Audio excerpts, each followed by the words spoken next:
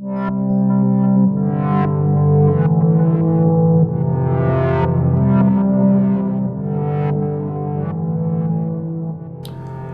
we live on a flat earth?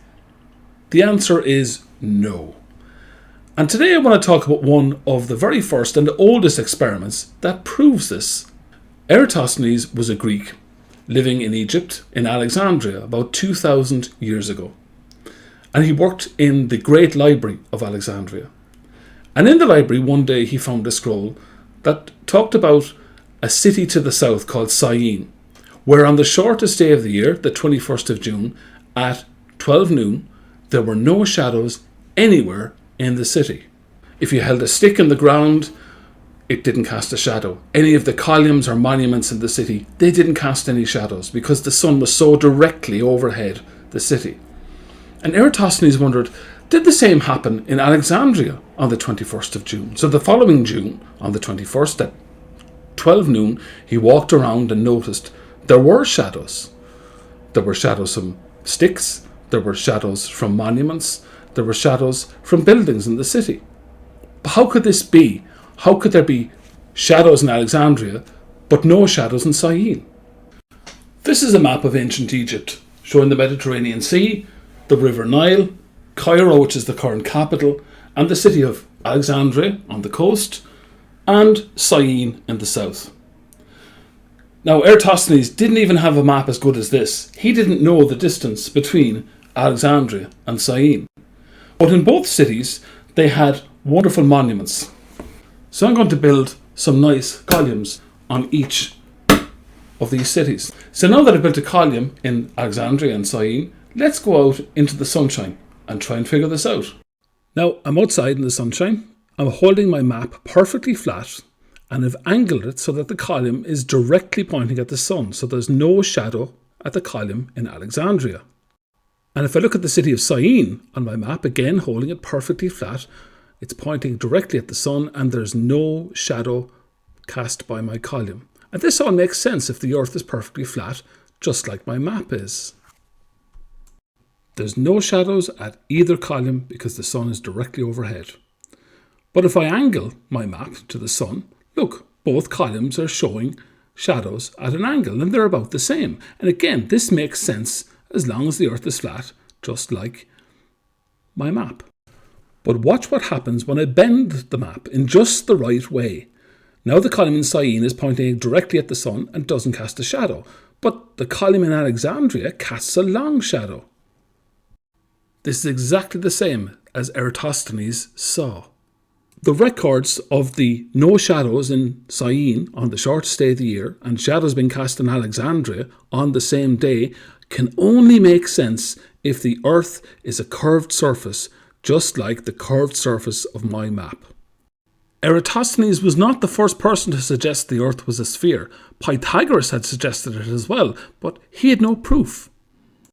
But Eratosthenes now had an experiment that could be repeated again and again in different locations that proved that the earth was a curved surface, that the earth was a sphere.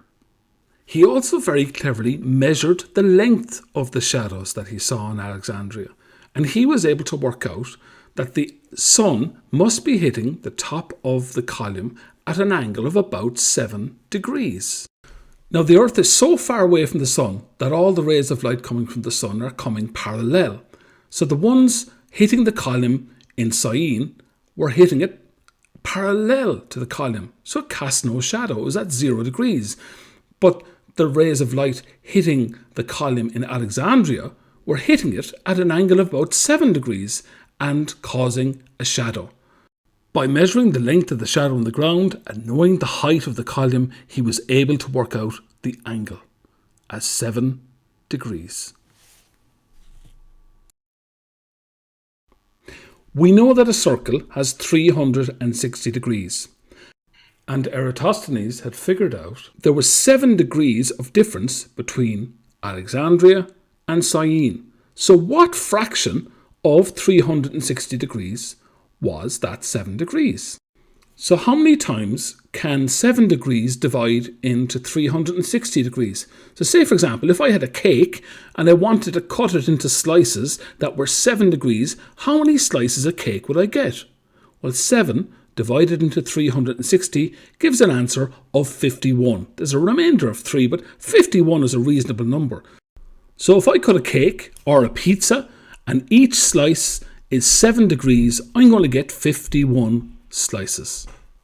So it's the same with the earth. I've cut up the earth into 51 slices.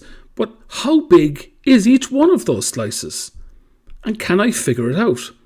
So if I can figure out what the length of one slice is, I can figure out what the length of 51 slices is. And I can figure out what the length of the entire earth is, or what the circumference of the entire earth is. But how am I going to figure out the length of that one slice? For Eratosthenes, that slice was the distance between Alexandria and Syene. That was the distance he had to work out. But he couldn't go to a map. He couldn't just look up the distance. He had to figure it out. He actually had to pay a man to pace the entire distance between the two columns, starting in Alexandria, walking all the way south, counting every single step to work out what the distance was. Didn't matter if people got in the way, if you had to climb over hills or valleys or rivers, the man had to walk as straight as he could and constantly count all his steps to try and pace out the distance between the two cities until he eventually reached the other column in Syene. By the time the man reached the column in Syene, he'd walked 5,000 stadia, the ancient Greek measurement. That equates to 800 kilometres today. So, Eratosthenes had divided the world into 51 slices, and we now knew that the length of one of those slices was 800 kilometres.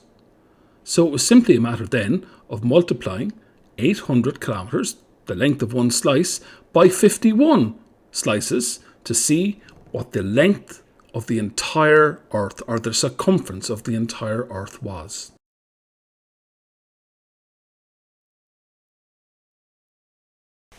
This picture was taken by the Apollo 17 astronauts on the way to the moon, and it's one of millions of pictures that we've now taken of the earth from space. And from all those pictures, we can work out a very, very accurate circumference of the earth, and it turns out to be 40,030 kilometres. So Eratosthenes was only 770 kilometres out when he came up with his number over 2,000 years ago. That's less than a 2% error. Hope you enjoyed that. And the next time somebody tries to tell you that the earth is flat, you can explain to them that no, it isn't. And we've known this for a very long time.